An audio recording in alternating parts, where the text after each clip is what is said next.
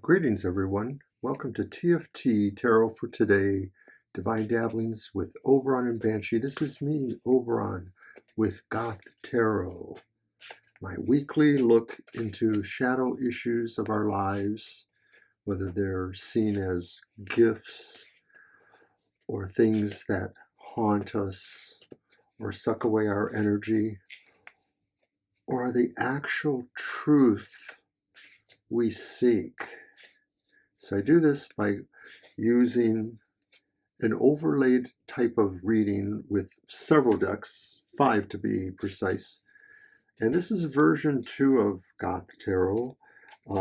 So some of the cards or decks I use are similar, but I've made some changes. And of course, you're always welcome to comment, but I do hope you'll like, share, subscribe to our channel, TFT Tarot for Today. So let's get started then. And the first deck is the Murder of Crows. It's a beautiful deck. Mine is a limited edition, one of nearly 3,000, signed and all that jazz. There's another version that's just slightly more plain, and it's still available at a more nominal cost on Amazon or elsewhere. Anyways, we're starting off with the Murder of Crow, and our first pull is what I call the dark design. Basically, it represents the idea of what the focus of your environment or what the situations are around you are at this time.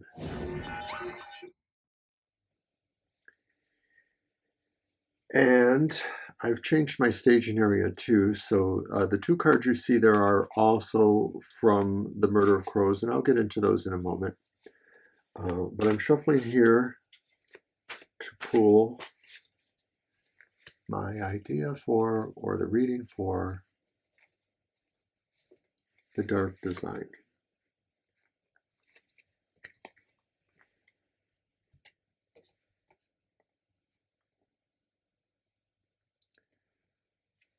It's the reversed Knight of Wands. So the focus of this next period of time, a week or so, give or take, seems to focus around the idea that we're not really advancing or seeing ourselves advancing the way we would like to in our efforts, in our goals, whatever our challenges are. It may be that this is perceptual on our part, but it could also be too, did I say it was wands? Yeah. That it's perceptual on others' parts too, because, you know, the wands will cover the idea of magnetism, bonding, groups, enterprise, friendships even. So this could be perceptual on other people's parts. We may be seeing that. But we're going to go ahead and put this right up here. And that's our focus. So then these other 2 cards, which I mentioned, are additional cards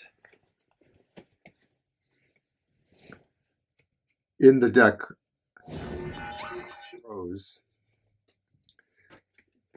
And they're 2-sided cards, and they're meant to be modifiers or indicators. In the case of the dual-sided Crow of Dusk or Dawn, that's a modifier of whether or not this is the beginning or the ending, or as I see it, of this idea of our dark design, the reversed Knight of Crows. So I'm going to throw a random dice here with the idea being that the odd number relates to the Crow of Dawn and the even number relates to the Crow of Dusk. And I was hoping it would be in the view, but it is 13. So that's the Crow of Dawn.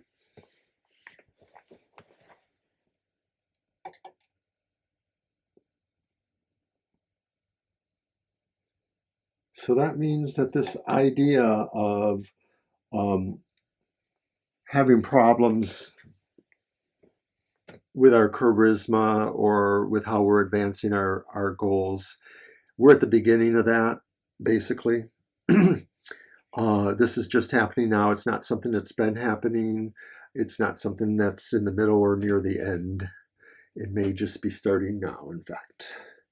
So then, is this something that we feel internally that it affects us physically, or does it affect us more psychologically in inward ways? For that, we use the second dual-sided card, and one side is the Crow Mother, which relates to our emotional, psychological selves, and then the other side is the Crow Father, and of course that relates to the more external, physical manifestations of this as an energy. So I'm going to go ahead and toss that dice again, and this time I get 2.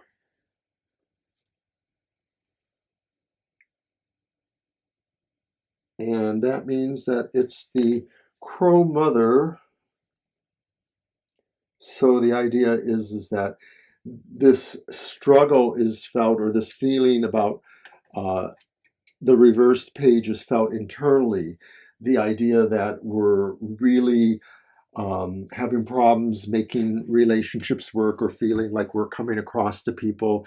This affects us psychologically a bit, especially because maybe we're not used to it, because normally the way we see ourselves as the Knight of Wands, is normally somebody who is really considered trustworthy, and we don't like it if people are thinking contrary opinions in that regard. So from here, we move to what I call the dark shadows. The idea of what haunts you. And for that, I use the Ghost Tarot, the Lo Scarabeo Ghost Tarot. So I'm just going to shuffle those up. And of course, dark shadows relates to, of course, my own beginnings as a goth person, watching the venerable, over 70 years old soap opera as a kid, running home from school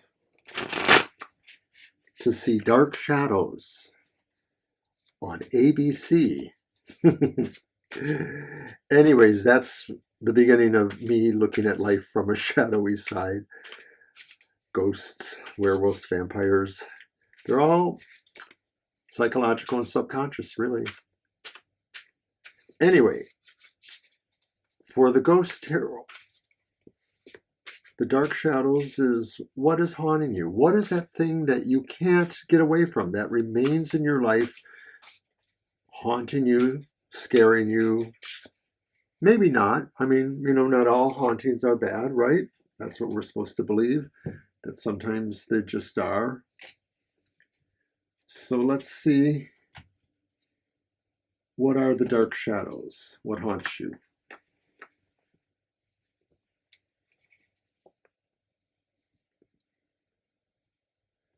It's the reversed Ten of Pentacles. The reversed Ten of Pentacles. The thing that is still around you, I guess, is perhaps you feel there's a failure to achieve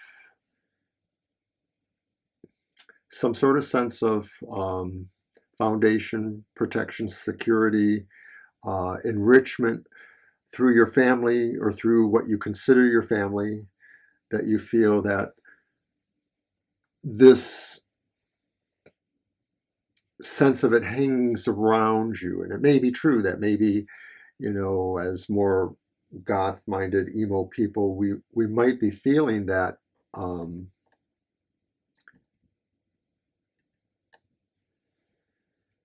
that we're disconnected, or not secured, tethered in a protective way to our family. I don't know if that's overreaching with that. It may apply just more to the general idea of those of us who maybe are more esoteric, metaphysical, new age, pagan, that sometimes we don't feel secure or truly intermixed well with our family. But once again, that could be speaking broadly. At any rate, from here, we move on to our next set of cards. And these are from Goth Tarot version 1, in which I use the Night Sun Tarot. That's an example, one of them.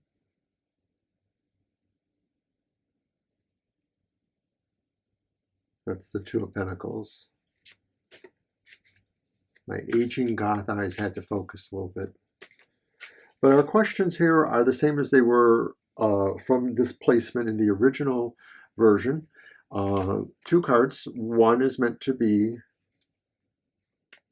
the Dark Truth. That's our first card.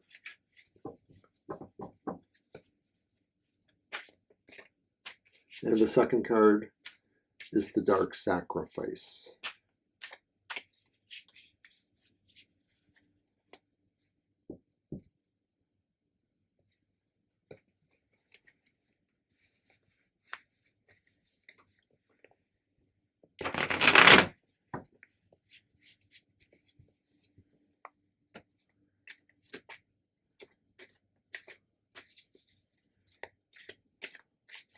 So first, the Dark Truth. What is this reality you now understand, having seen perhaps what's going on in the dark design? The idea that you don't feel you're coming across, or that people are ignoring or not wanting to work with you, as they say.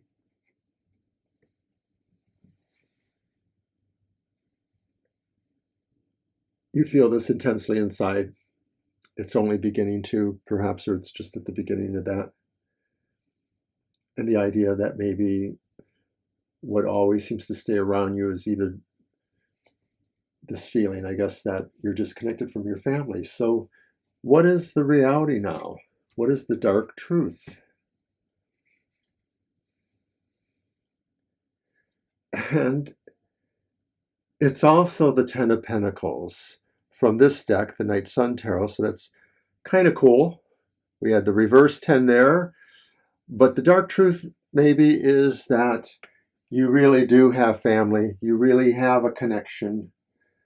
You really can depend on someone else to help you, to give you some sense of foundation or security or enrichment on some sense. And, you know, things being what they are, you know, we never get exactly what we think we deserve. But, you know, as the saying goes, you know, you can't always get what you want, but sometimes if you try real hard, you get what you need. And that's true even for dark sider people like us, you know. Just going to say that. Okay, and then our next card from the Night Sun Tarot is the Dark Sacrifice, and it represents our sorrows at this time, or what it is we need to think about, you know, giving up or changing or altering dramatically. And of course, we get a dramatic card. We get the World upright from the Night Sun Tarot. I'll just put that right there. No, I think I'll put it down there. And I think, of course, it's obvious that for many of us, we're just really attuned to wanting things exactly the way we want them, or maybe a sense of being hypercritical about everything else in our lives. And I think the world is telling us that that's what we have to kind of give up here, the sense that we can rely on things being perfect in our world, that we don't have more challenges to make, more ambitions to work our way through. So we have to give up what our concept of what makes our world work for us, because we may have to really also understand that we have to work with the world that others have too, and to integrate these worlds together. That as Goth personalities, we can't be separate from the rest of the world either. So then for the next card, in all of this, we want to decide, what is it that really sucks? What is the dark spiral, the thing that drains us in all of this and makes us emotionally more needy, perhaps, but basically is what leeches our energy.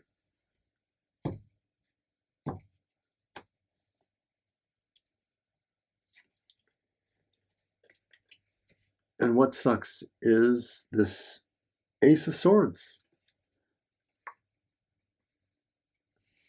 And the Ace of Swords, you know what, I'm going to put you down there.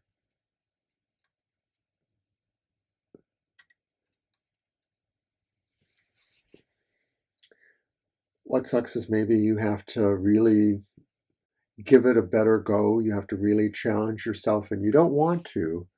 You're feeling neglected. You're not sure that you really feel that reality, that there is, you know, a family for you. And you feel that you have to challenge yourself more than you maybe have been. And I think this is really a shout out a little bit to what's going on with the world tensions right now. The idea that many of us feel we have to do something to make a move to empower ourselves too at this time. That it's not just about how we feel about that issue, whether we support it, whether we feel there's something else going on there that we want to consider. We have to really do something for ourselves, because we're all going to be challenged by this, no matter what we feel about how it is.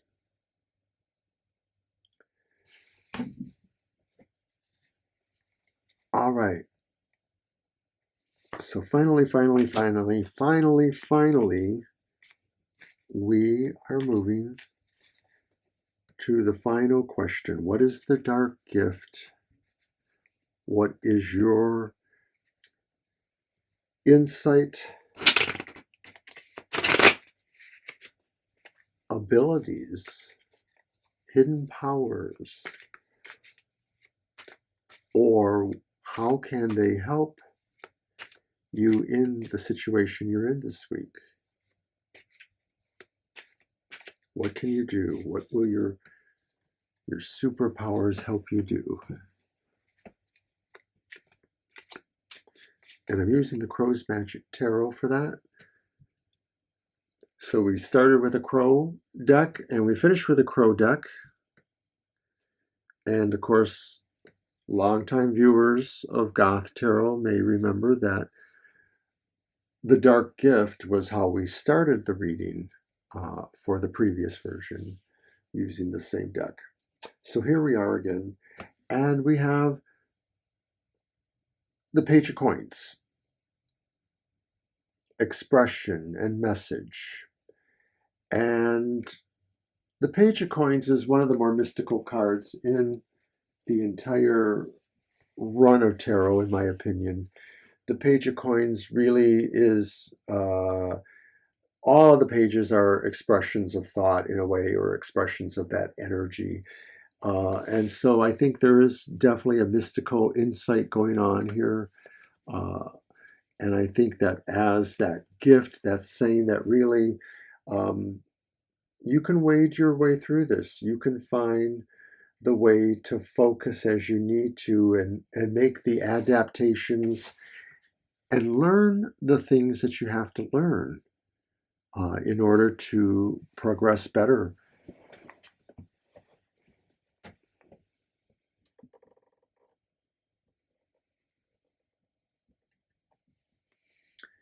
So that's it for Goth Tarot this week, and I thank everyone for coming to see it. So I hope you enjoy it. I hope you'll watch the other shows that TFT produces, like the Emotional Exchanges on Friday mornings at 7 o'clock, and also Happy Hour at 10 a.m. Saturday this weekend, and then Banshee's Material Matters at 10 a.m. We also will have a live stream on Thursday and Sunday, so check that out. Thanks, everybody. Bye-bye.